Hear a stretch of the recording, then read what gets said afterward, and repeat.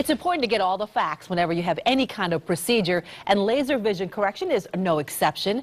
Epi-LASIK has been an answer for thousands of people wanting to lose their dependence on glasses and contact lenses. But how do you know if it's right for you? Dr. Jeffrey Gould is a board-certified and award-winning ophthalmologist who specializes in laser vision correction procedures at Liberty Vision, and he is joined by his patient, Silvana Kent. Welcome back, Dr. Gould, and welcome, Silvana. It's great to have you. Dr. Gould, I've been covering LASIK surgery for a long time. It seems like there are always new procedures, especially in the last 10 years. LASIK has changed dramatically over the last 10 years. It's become infinitely safer. Nevertheless, in LASIK, the flap never completely heals. So I've switched completely to Epi-LASIK, which is a tremendously safer procedure than when I was doing LASIK. All right, let's talk about that. What's the difference between Epi-LASIK and just plain old LASIK? Well, you can see in the image on the right, there's a flap folded back while the laser is being applied to the deeper layers of the cornea, whereas in the picture on the left, there is no flap, because all we do is remove the very surface layer, which is called epithelium, and that's why it's called Epi-LASIK. So there's no flap that could potentially get dislodged any time for the rest of your life if you get hit in the eye just wrong. How long is this procedure? It takes me about 4 minutes for each eye to get it done. And so when you compare it to LASIK, is it about the same time? LASIK may be a few seconds shorter. Silvana, you had this procedure done, the Epi-LASIK. I did. You also work at Liberty Vision. And how long have you been working there? Almost 8 years now. Almost 8 years. Yeah. And you just decided you were going to do this after 8 years? No, I had the vision corrected about 4 years ago. 4 years ago? Yeah, only because I had a lot of astigmatism. Ah. And we took care of that. And then last year I had the monovision done for the reading. And how's your vision Great. these days? Good? Great. I can read the smallest print on the little eye drop bottle.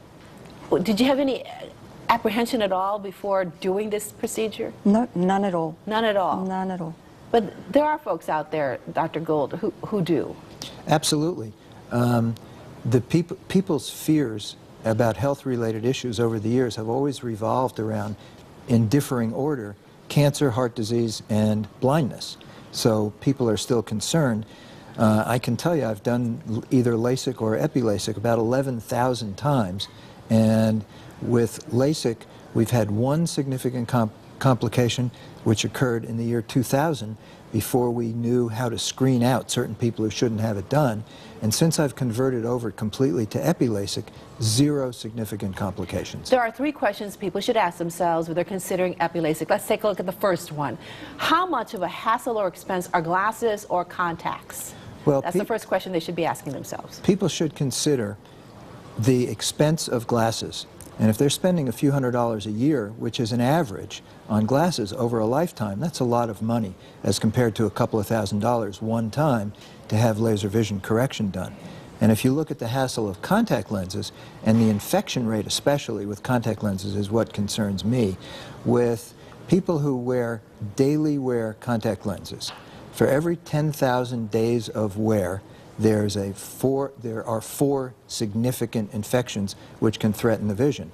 And with extended wear, for every 10,000 days of wear, there are 20 significant vision-threatening infections. Whereas with laser vision correction, there are about 4 per 10,000 infections, and that's a one-time deal.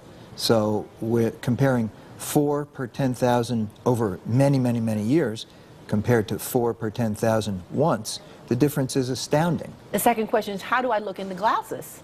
Anybody who doesn't think, on a scale of 1 to 10, if you think you look spectacular, that's a 10, in glasses, don't bother coming to see me. But if you're not a 10, come see me. I have a better solution.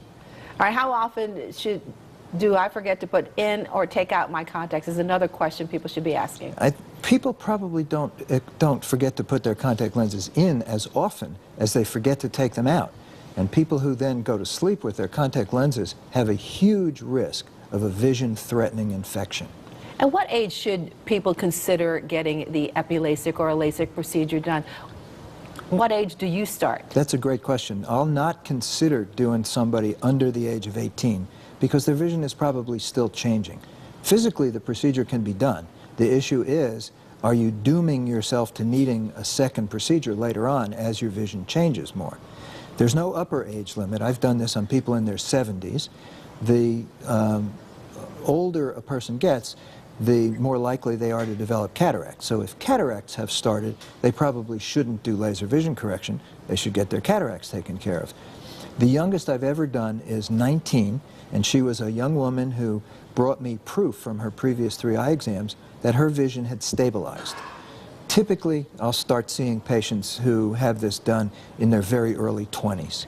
Really quickly, let's talk about the special offer for Connecticut Style, and it is that you get a $100 per eye discount? That's right. Anybody who mentions this show when they call us or come to see us will get a $100 per eye discount. Excellent. If you want more information on Epi-LASIK, contact Dr. Gould at Liberty Vision in Hamden, and all the information is right there on the screen, or visit libertyvision.net.